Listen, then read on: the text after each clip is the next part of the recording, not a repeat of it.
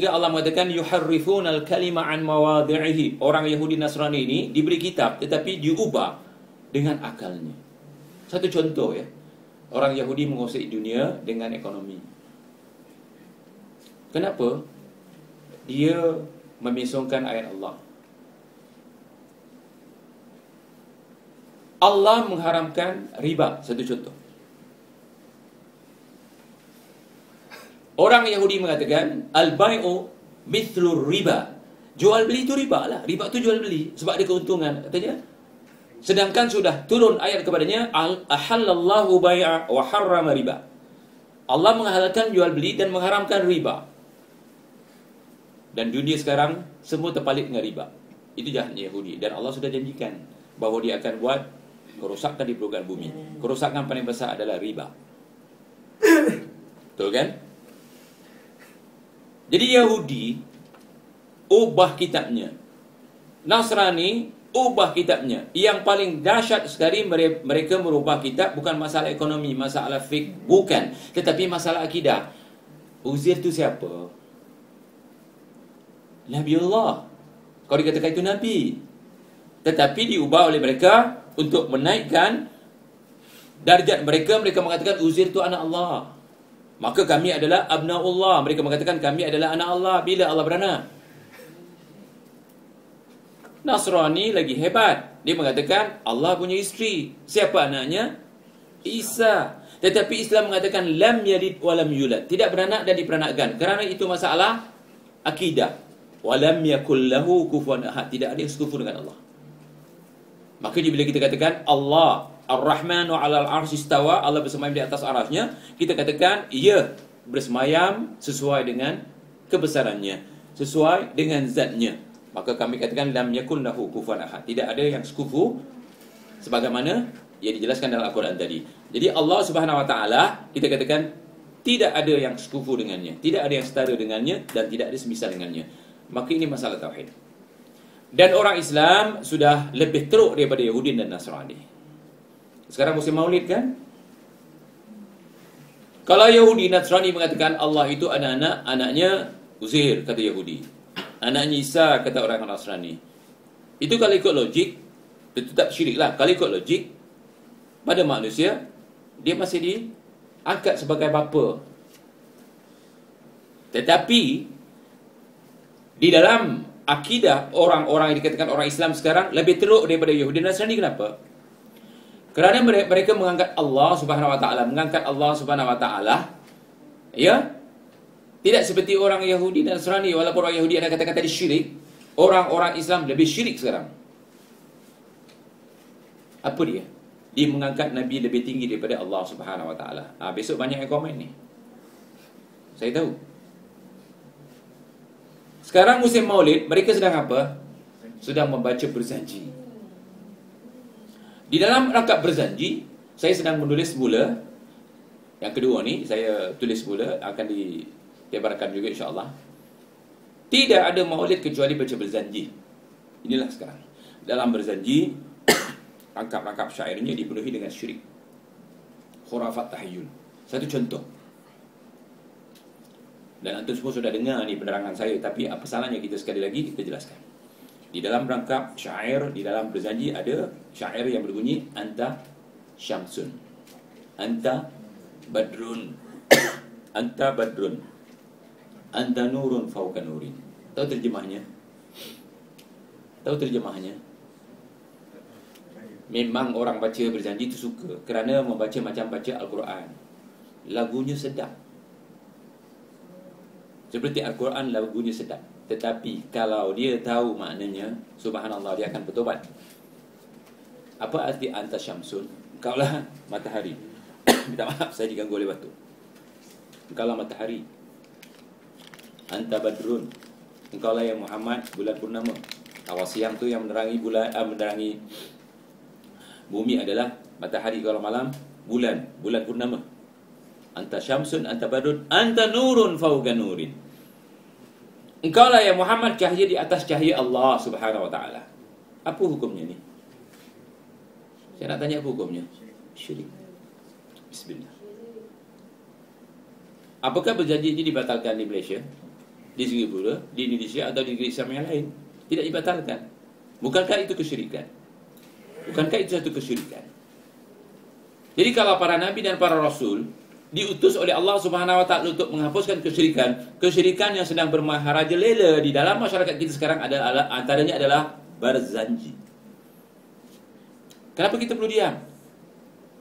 Sedangkan kita diutus oleh Allah Subhanahu wa taala pertama untuk mentauhidkan Allah. Kita diutus oleh Allah Subhanahu wa taala pengganti para nabi dan para rasul untuk menyampaikan wahyu yang sudah sampai kepada mereka kepada umat yang jahil. Jadi katakan kepada mereka, syirik itu menyebabkan amal kita batal, dan kalau mati dalam keadaan syirik, dia akan dikekalkan dalam neraka. Na'udzubillah. Jadi di antara kesyirikan satu contoh, banyak lagi, adalah kitab berjanji. Mereka tidak takut kerana bagi mereka yang baca itu ustaz-ustaz, yang baca itu kiai-kiai, yang baca separuh doktor, PhD dalam syariah ataupun dalam akidah, tetapi baca berjanji. Apakah mereka tidak tahu? Saya tidak tahu. Apakah mereka tahu atau tidak tahu? Tapi hukum tetap hukum. Jadi hanya Allah yang memilih kita hidayah. Hanya Allah yang memilih kita untuk dapat hidayah. Hanya Allah yang menentukan kita di syurga atau di neraka. Dan mintalah kepada Allah SWT supaya kita dijadikan ahli syurga. Apa caranya? Tauhidkan dia. Apa caranya? Jauhkan kesyirikan. Jauhkan kesyirikan. Apa saja bentuk kesyirikan. Dan dibawakan oleh Syekh kita, lihat, wa'budullaha wa la tusyriku bihi syai'a. Ini fi'il amr. Ayat ini turun kepada kita. Anak katakan lagi sekali ya. Anak katakan lagi sekali, walaupun anda hebat dalam ibadahnya, separuh jendul ni hitam, terkupas separuh kerana banyak sujud. Tasbih kadang-kadang tak lepas di tangannya. Mulutnya kadang-kadang macam orang gila kelihatan kerana banyak bertasbih. Ya, baguslah kalau banyak bertasbih. Tetapi kalau melakukan kesyirikan, itu semua batal. Jadi betulkan akidah kita dulu. Kadang-kadang orang tak tidur malam, siang tak makan yang sedap-sedap kerana puasa. Kadang-kadang isteri pun ditinggalkan kerana nak banyak ibadah. Menderita isteri kerana tidak didekati untuk dapat apa pahala. Tetapi kalau melakukan kesyirikan, ini semua sia-sia. Ini semua sia-sia. Jadi pertama sekali perlu jaga wa'budullaha wa la tusyriku bihi syai'a. Sembahlah Allah dan janganlah kamu mempersekutukannya dengan sesuatu pun, yakni dengan apa sekalipun kita tidak boleh. Syai' dalam bahasa Arab adalah benda yang kita tak tahu ada atau tidak ada, tapi benda itu dikatakan ada. Tak nampak, kecil sangat. Syai'. Wa la tusyriku bihi syai'a. Dengan yang sekecil-kecilnya pun kita tak boleh syirikkan. Sama ada berbentuk ideologi tadi, sama ada berbentuk dengan makhluk-makhluk di alam gaib, ataupun berhala-berhala yang kita nampak di permukaan bumi. Tidak boleh sama sekali. Pahami hal ini. Satu masa Rasulullah SAW berkata dan bertanya kepada sahabat, ala unabbi'ukum bi akbaril kabair? Maukah kamu aku khabarkan satu dosa yang paling besar? Mereka mengatakan, bala ya Rasulullah. Iya ya Rasulullah. Ataupun sudah pasti ya Rasulullah. Apa kata Rasulullah? Al-isyraku billah. Dosa besar paling besar itu adalah menyekutukan Allah. Al-isyraku billah.